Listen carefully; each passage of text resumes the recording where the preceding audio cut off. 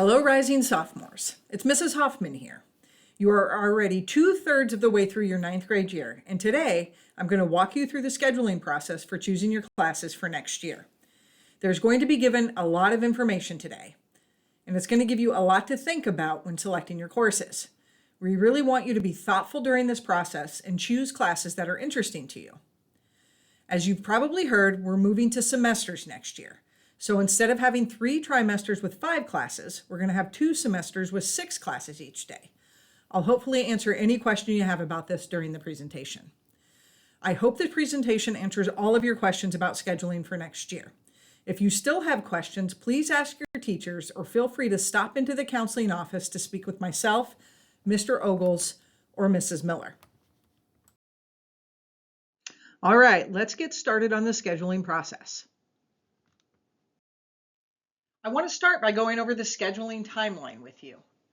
Today in Pride, you are receiving your course selection sheets and all the supplemental scheduling materials. You'll take the next 2 weeks to talk things over with your teachers and your parents and guardians and discuss the classes that you want to take next year.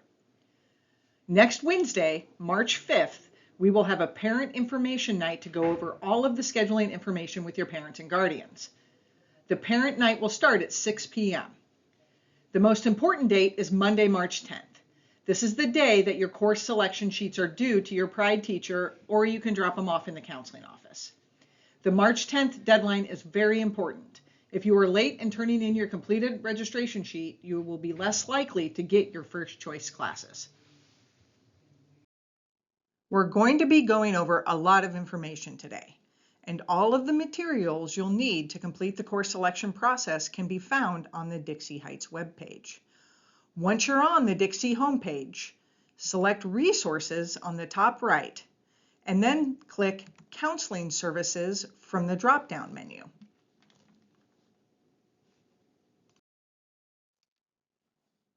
This will take you to the school counseling homepage. Click on the scheduling materials on the left side, and it will take you to all of the information you need. If you happen to misplace your course selection sheet, this is where you can go to print off a new one. The most helpful resource for scheduling is the Dixie Heights Course Guide. Information on the grading scale, AP and dual credit courses, graduation requirements, NCAA eligibility, career pathways, and a description of each course offered here at Dixie Heights can be found in the course guide. If you aren't sure about what a class is or the prerequisite required for the class, this is where you go to get that information. I know you have heard about our transition readiness standards since coming to Dixie Heights, but I want to touch on them again. It's our goal that all of you graduate in 4 years as both college and career ready. We want you all to be ready for whatever comes after high school, whether it's a 4-year college, trade school, enlisting in the military, or joining the workforce. The fact is that if you display the skills of transition readiness in high school, you are more likely to be prepared for whatever you do after high school.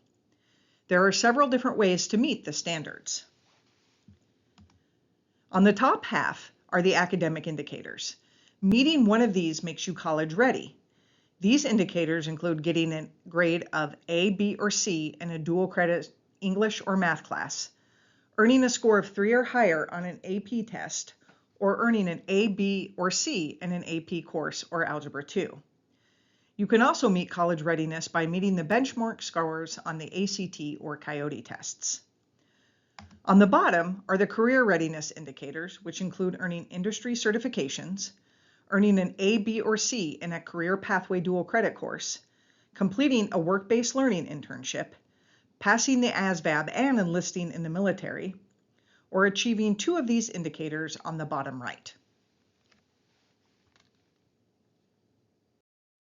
As I just mentioned, career readiness can be met by completing a career pathway. We offer 8 different pathways at Dixie Heights: administrative support, computer programming, digital design and game development, e-commerce, engineering design, hospitality, travel, tourism, and recreation, and management and entrepreneurship. We also offer a non-pathway certification in veterinary science. Some of you already completed a pathway with Homeland Security this year. If you earn your half credits from Business and Marketing A and B this year, you already have 1 credit towards the Administrative Support, E-commerce, and Management and Entrepreneurship pathways. Once you earn 2 credits in a pathway, you are able to take the end of program assessment, and passing the end of program assessment leads to career readiness. In the registration paperwork you're given today in Pride, you will be given the course sequences for the pathways offered here at Dixie Heights. If you are interested in any of the pathways, I strongly encourage you to sign up for the next course listed on the course sequence sheet. In addition to leading to career readiness, one of the coolest things about our career pathways is that it gives students a glimpse into different careers.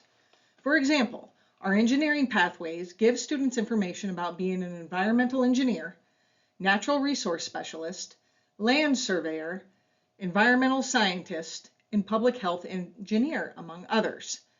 The administrative support program we offer gives students a glimpse of what a career as an accountant, retail manager, financial analyst, executive assistant, and personnel manager looks like.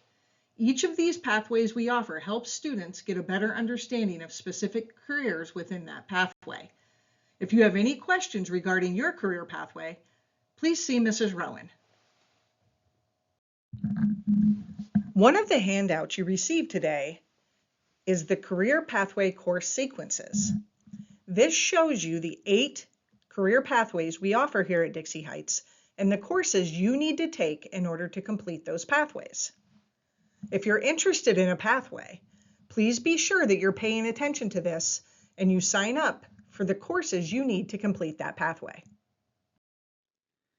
In addition to our on-campus career pathways, we have also partnered with other local institutions to have programs off-campus. JROTC at Scott High School and the Ignite Institute are both programs that students generally start their 9th grade year. But if you're interested in either of these programs now, you may be able to get into them as long as there is room. See your counselor if you're interested in either of these. Starting your junior year, you will also have the opportunity to complete classes at Gateway in automotive engineering and building maintenance. Additionally, the Young Scholars Program offered at NKU is another awesome opportunity starting in 11th grade. The Young Scholars Program is a highly selective program that you apply for during your 10th grade year. If accepted into the program, you will take all of your classes at NKU starting in 11th grade. I know these programs are not available to you for another year, but it's important you know about them because these programs have selective admission criteria. What you are doing now can impact your chances of being admitted come junior year because if you apply to one of these programs, they will look at your grades, test scores, attendance, and behavior. Another really great opportunity I want to tell you about are dual credit classes. Dual credit classes are college-level classes that students take while still in high school during junior and senior year. Again, you all have another year until you can take these classes, but the dual credit application looks at GPA, behavior, attendance, and standardized test scores. So what you do now will impact your chances of getting into dual credit courses. With dual credit classes, you earn both high school and college credit. You can take dual credit classes at Dixie Heights, online, or on a college campus. The dual credit classes at Dixie Heights are offered through NKU and Thomas More. Dual credit courses are offered at a greatly reduced price. A 3-credit class only costs about $295, which is about 1/3 the cost of a class for a typical college student. It is the same price whether you take the course at Dixie Heights, online, or on a college campus. There are also dual credit scholarships available to all students who are accepted into the college's dual credit program. All dual credit courses are on the weighted GPA scale, meaning an A will be awarded a 5.0.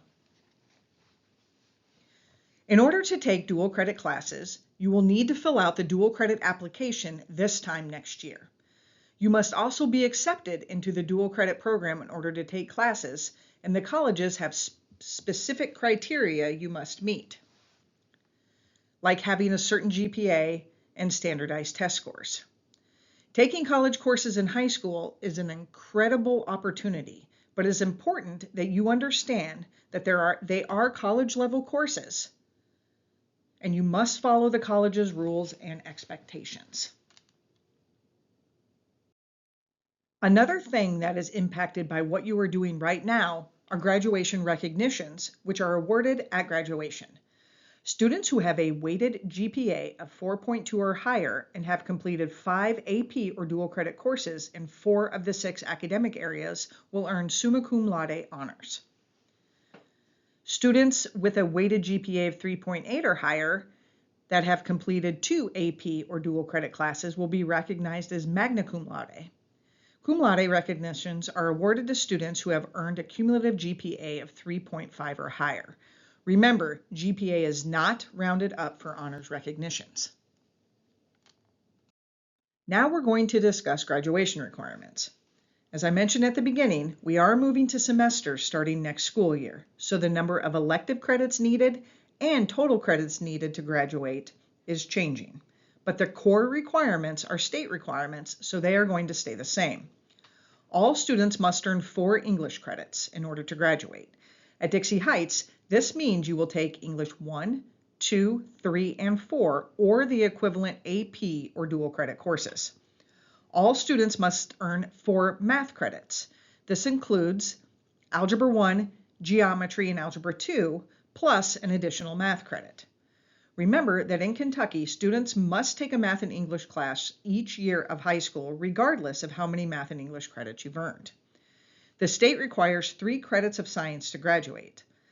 Students need to complete integrated science, biology, and integrated science 2 or the equivalent. Students must earn 3 social studies credits. These credits must include integrated social studies, world civ, and U.S. history or the equivalent AP courses. All students need to earn half credit in both health and PE. Students must also take 1 credit worth of arts and humanities courses, as well as 1 credit in business or CTE. Half of that credit must come from business and marketing. After earning all of these credits, you will have 17 credits. The new credit total needed for the class of 2028 to graduate is 24. This means that in addition to the 17 credits required in specific subjects, you will need to earn 7 elective credits. Now we're going to get into the course selection process for next year. It's important that you really think about the classes you want to take because we want you to take things that you're interested in. It is also important to put thought into your selections because we are going to tighten up even more with our schedule change policy next year. Once your schedule is created at Infinite Campus, you must have one of the following reasons in order to get your schedule changed. You are missing a graduation requirement. You are not scheduled into a class during one of your 6 bells. You are scheduled into a class that you already received credit for, or we made a scheduling error. Schedule changes will only be made if one of the things I just listed applies. Changes will not be made because you want a specific teacher, you want to be in a class with a friend, you want a specific lunch, you want a class during a specific bell or time of day, or you've lost interest in a class that you selected during this process. Now it's time to start looking at how you will select your courses for next year. You all should have received a copy of your transcript. Remember, second trimester just ended on Friday, so your second trimester grades are not included on your transcript, but you should know whether or not you passed your classes. When you look at your transcript, the course name is in the middle column. The number listed under credits are the credits that you earned in that class. Remember, you don't just have to take a class, you have to pass it in order to get the credit. On the bottom is the total number of credits you have earned. Just remember, your second trimester classes from this year are not included. This next slide is a copy of a credit check sheet. You want to complete the credit checklist using your transcript. For every class that you have passed, you want to mark it off on your checklist. If you took the course but failed it, do not mark it off. This will help you see what classes you still need to register for. With the move to semesters, there are a few things I want to explain before we look at your course selection sheets. Instead of 3 trimesters, we will operate on a 2-semester schedule next year. Instead of having 5 classes, you will have 6 classes each day. 1-credit classes will be full year classes. This means that you will have the same teacher during the same bell for the entire school year. For example, let's say you have Mr. Lackner for geometry next year during second bell. You will stay with Mr. Lackner for geometry during second bell for the entire year. By moving to semesters, there will no longer be switching teachers for the same class when the trimester ends.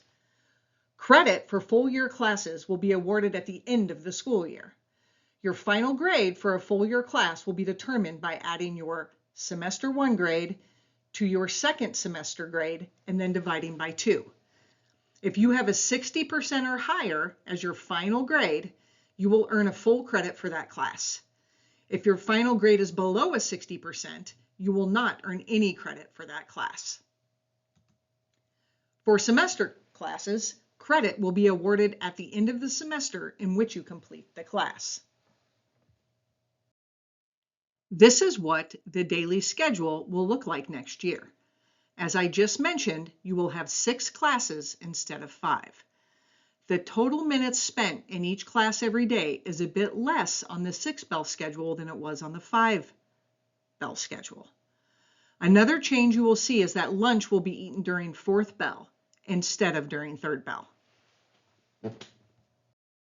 All right, now we're finally at the part where we're going to go over how you're going to request your courses for next year. Mr. Ogles, Mrs. Miller, and I will be entering your request into IC, so completing your registration card correctly is very important since what you put on this card will be what goes into IC. 10th grade course selection sheets are purple this year and look different than they have in the past. There are no more bubbles to fill in. On the top left, you will see your name and test scores. If there isn't a test score, that means that we don't have any scores on file for you. Over here, you'll see a line for a parent or guardian signature. Getting your parent or guardian to sign your filled out registration card is required to complete the registration process. This section here is where you are going to write in the classes you want to take next year. There is a space for you to write in an English, Math, Science, and Social Studies class, along with 2 full years of electives. For full year classes, you will want to write the same class in semester 1 and 2. For example, if you are taking English 2 next year, you will write English 2 under both semester 1 and semester 2 where it says English on your selection sheet. This section here lists all of the classes that are available to you as a 10th grader. Be sure to turn over the sheet because there are more classes listed on the back.